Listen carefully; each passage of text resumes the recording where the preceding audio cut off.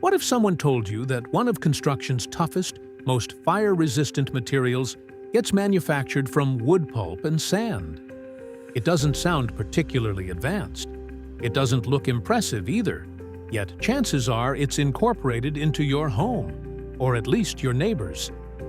Fiber cement board lines residences, protects structures from harsh elements, and resists fires, floods, and even termite infestations. But the real story? It's how something so unremarkable transforms into one of architecture's most resilient materials. Today, we're revealing how it's made, from raw, basic ingredients to the precise, high-pressure process that converts them into nearly indestructible panels. Let's dive in right here on Stories Behind Everything. Before examining manufacturing processes, let's discuss what fiber cement board actually is. It's a building material created from a combination of cement, sand, cellulose fibers, and water. Sounds straightforward, right?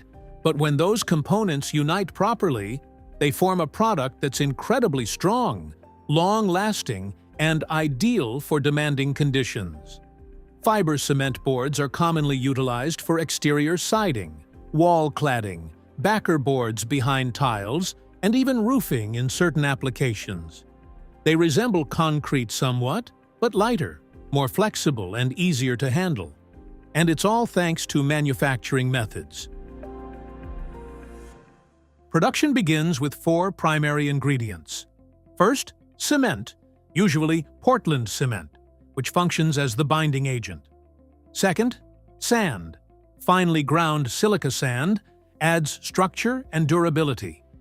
Third, cellulose fibers derived from wood pulp help reinforce the mixture. Fourth, water activates the cement and creates a workable paste.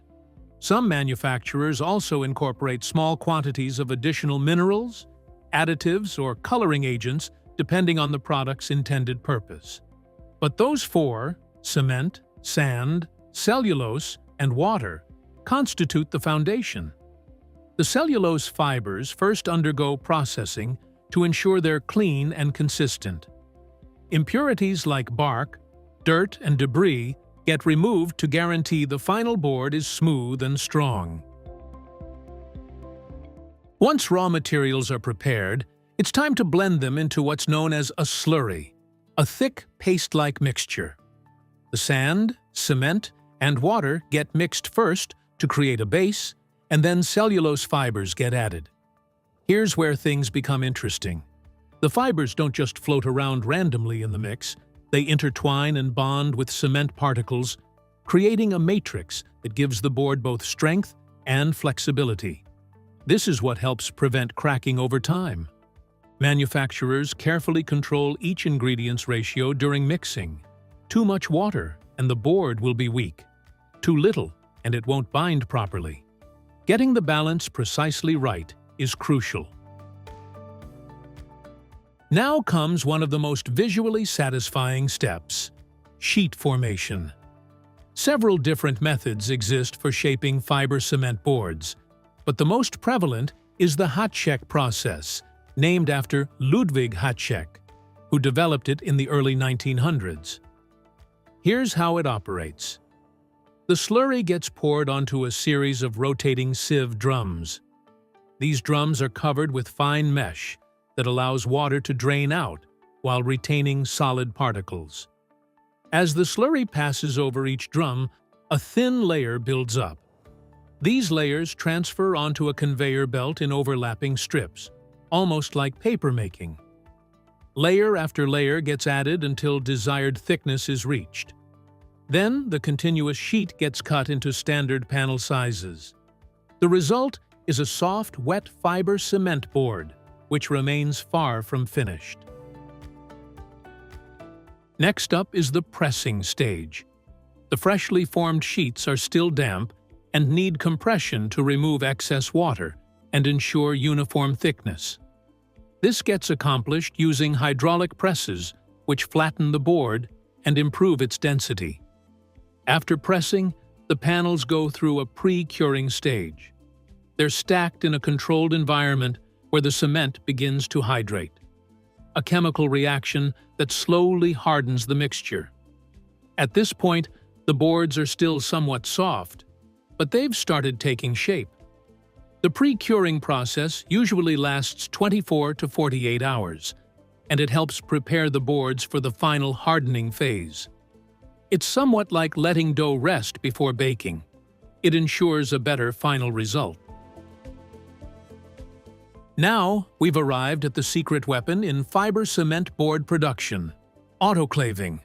This is where the real transformation happens. The semi-hardened panels get loaded into giant pressure vessels, high-tech ovens called autoclaves.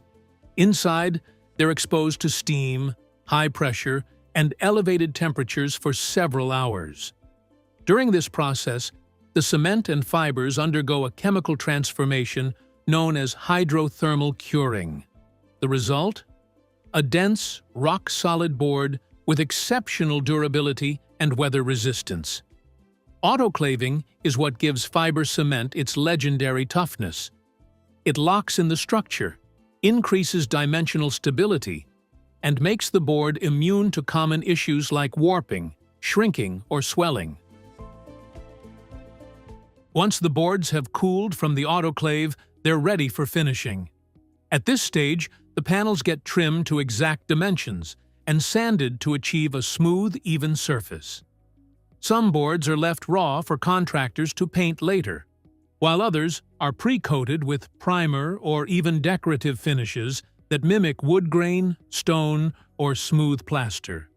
Many manufacturers offer pre-painted or textured fiber cement panels, which save installation time and give buildings a polished, modern appearance right out of the box. Before boards get shipped out, they undergo strict quality control checks. This includes visual inspections, thickness measurements, flex tests, and more. Any board with cracks, chips, or inconsistencies gets pulled from the batch. Once they pass inspection, the boards are stacked, packaged, and prepared for delivery. They're typically loaded onto pallets and protected with plastic wrap or cardboard to prevent damage during transport.